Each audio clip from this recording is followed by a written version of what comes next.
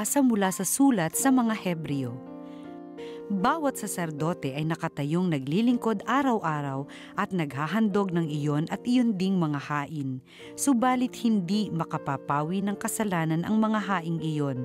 Ngunit si Kristo ay minsan lamang naghandog dahil sa mga kasalanan at ito'y sapat na. Pagkatapos, lumuklok siya sa kanan ng Diyos at naghihintay siya roon hanggang sa lubusang pasukuin sa kanya ng Diyos ang kanyang mga kaaway.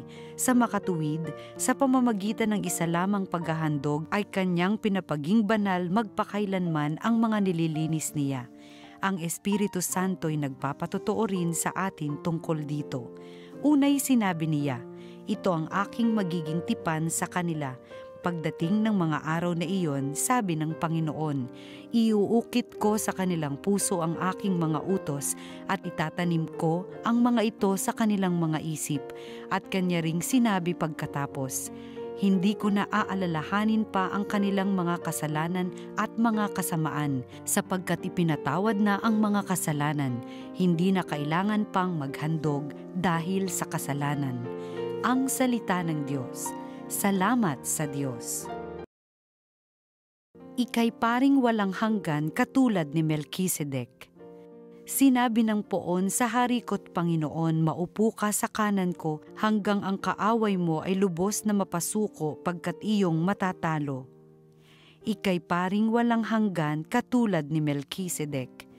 Magmula sa dakong Siyon ay palalawakin niya ang lupaing iyong sakop at lahat ng kaaway mo'y sakupin at pagharian, gayon ang kanyang utos. Ika'y paring walang hanggan katulad ni Melkisedek. Sasamahan ka ng madla kung dumating ang panahong lusubin ka ng kaaway. Magmula sa mga bundok, lalabas at sasamahan ka ng mga kabataan.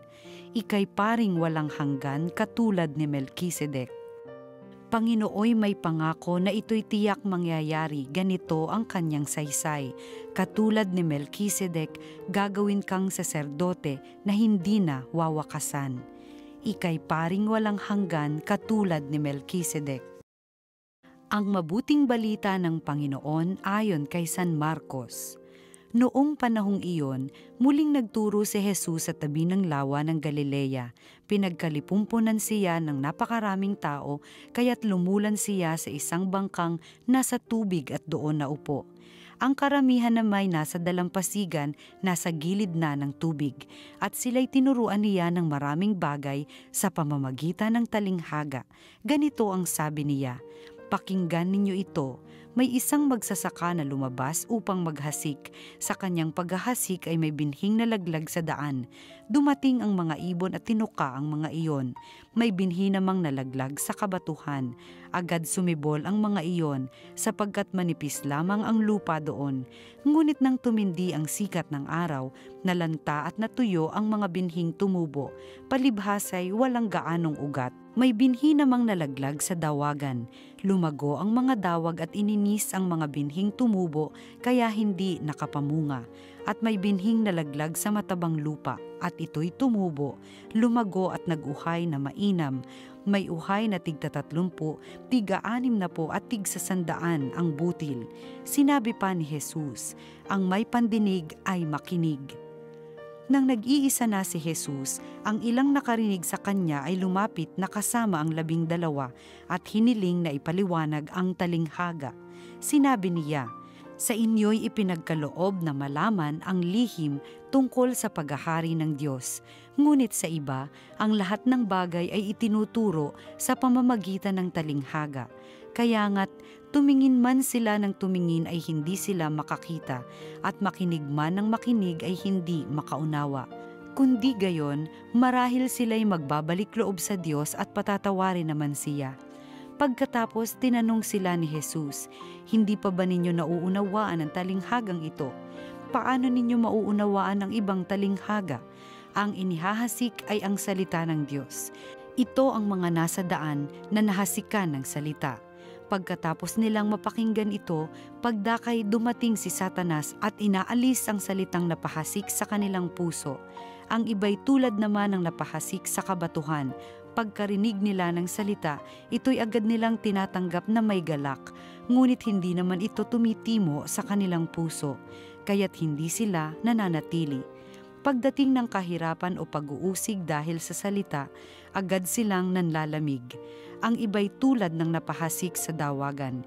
Dininig nga nila ang salita, ngunit sila'y naging abala sa mga bagay ukol sa mundong ito. Naging maibigin sa mga kayamanan at mapaghangad sa iba pang mga bagay. Anupat ang salita'y nawala na ng puwang sa kanilang mga puso, kaya't hindi sila nakapamunga. Ngunit ang iba'y tulad ng binhing na pahasik sa matabang lupa. Pinakikinggan nila at tinatanggap ang salita, at sila'y nagsisipamunga. May tigta 30, may tiga 60 at may tigsa 100. Ang mabuting balita ng Panginoon. Pinupuri ka namin, Panginoong Hesukristo.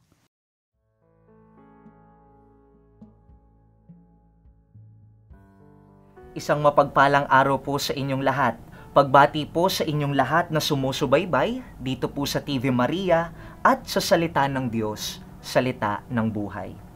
Mga kapatid, gusto ko po sana kayong tanungin, naranasan nyo na po ba, lalo na po sa inyong mga kaibigan, sa inyong magbabarkada, na may isang bumanat, may isang nag-joke o nagbiro, pero tila baga parang hindi mo na-gets, hindi mo naintindihan, at para hindi ka mapahiya na hindi mo na-pick up, tatawa ka na lang na kunwari, na-gets mo. Na parang tayo, nahihiya na tayong tanungin, ano ba yung gusto mong sabihin, anong meaning ng joke mo. Nakakahiya, baka kasi isipin nila, medyo slow tayo sa pag-pick up ng kanilang jokes. Mga kapatid, nararanasan ko po ito paminsan, lalo na po dun sa mga taong ang lalim ng joke, di ko talaga magets. Tatawa na lang ako ng bongga para isipin nila, nuggets ko po yung kanilang sinabi. Hindi ko natatanungin. Bakit ko po ito kinikwento sa inyo? Kasi narinig po natin sa ating ebanghelyo na si Jesus nagkwento ng isang talinhaga o parable. At ano po ba ang mga talinhaga o parables? Ito po ay malalalim na kwento na may mga nakapaloob na messages na kailangan mo munang himay-himayin para makuha ano talaga yung gustong sabihin ng kwentong ito. Pero ito po ang maganda. Itong mga alagad ni Jesus, dahil nga malalim ang isang talinhaga, anong ginawa ng mga disciples, followers ni Jesus? Lumapit po sila kay Jesus at sinabi, Lord, hinihiling namin, ipaliwanag mo naman sa amin itong talinhaga. Hindi sila nahiya tanungin ano ang gustong sabihin. Hindi sila nahiya tanungin ano ang nais iparating ni Jesus sa kanila. At mga kapatid, sana magaya po natin itong mga alagad ni Jesus. Araw-araw po, sasabihin ko sa inyo, nangungusap po sa atin ng ating Panginoong Jesus. Alam niyo po yung mga experience na halimbawa po, naghihingi ka sa Panginoon ng, Lord, pahingi naman ng kaunting pahinga. At sa paghingi mo ng pahinga, pagdating mo sa office or sa iyong hanap buhay, lalo pang dumami ang trabaho. Nararanasan niyo po ba yung humihingi ka ng kagalingan mula sa iyong sakit o karamdaman, pero anong mangyayari? Pagpunta mo sa doktor para sa check-up, lalo pang nadadagdagan yung mga gamot na kailangan mong inumin. O kaya po, nagkakaroon ka ng hihingi po tayo sa Panginoon ng kaunting ipon. Pero imbis na tayo ay makaipon, dagdag ng dagdag ang ating mga gastusin, di na tayo nakakaipon, lumalapit pa mga tao nang hihingi ng kaunting tulong. Parang nakakapagtaka ang Panginoon, no? Lord, ito yung hinihingi ko, pero kabaliktaran yung binibigay mo. Kaya di ko po masisisi ang iba kung bakit sila ay nagkakaroon ng kaunting hinanakit o pagtatampo sa Panginoon. Pero mga kapatid, ito ang tatandaan. Itong ating mga karanasan, ito hiningi mo, ibabinigay ng Diyos. Yan ang mga modern day parables. Yan ang mga makabagong talinhaga. Sana malaman nyo po na sa mga karanasan na ito, nangungusap sa iyo ang Panginoon.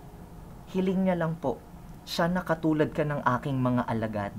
Sana marunong ka rin magtanong. Hilingin mo rin siya na ipaliwanag kung ano yung gusto niyang sabihin. Ano ba yung kanyang kalooban sa nangyayari sa iyo. Huwag niyo pong hahayaan basta-basta na lang na ang problema, hayaan mo na lang. Na ang iyong iniisip, palipasin mo na lang. Huwag po. Opportunities po ang mga karanasang ito, bagamat sila man minsan ay masalimuot, opportunities po ito para makita kung paano nagsasalita ang Panginoon sa buhay natin. Sana po, magkaroon lang tayo ng ganong panalangin. Hindi yung laging, Lord, pahingi. Lord, ito hiling ko. Sana kausapin mo rin si Jesus. At huwag mahiyang magtanong, Lord, dito sa karanasan kong ito man ay masalimuot o ito naman ay puno ng kagalakan, ano po ang sinasabi mo dito sa mga karanasan kong ito? Anong nais mong ipahiwatig at sabihin ko rin para sa mga taong nakapaligid sa akin? Tatandaan nyo po, itong ating mga karanasan araw-araw, bigay po sa atin yan ng Panginoon. Masaya man o masalimuot, they are modern day parables, mga makabagong talinhaga. Sana magkaroon tayo ng ganong uri ng panalangin, bukas, matapang at tanungin ang Panginoon, anong sinasabi mo dito sa karanasan? Anong gusto mong ipahiwatig sa akin dito sa aking nararamdaman? Anong gusto mong sabihin ko sa ibang tao mula dito sa mga aking hinihingi sa iyo? Matutong magtanong, matutong mangusap sa Panginoon, nang sa gayon, malaman mo rin kung anong kalooban niya para sa iyo. Amen.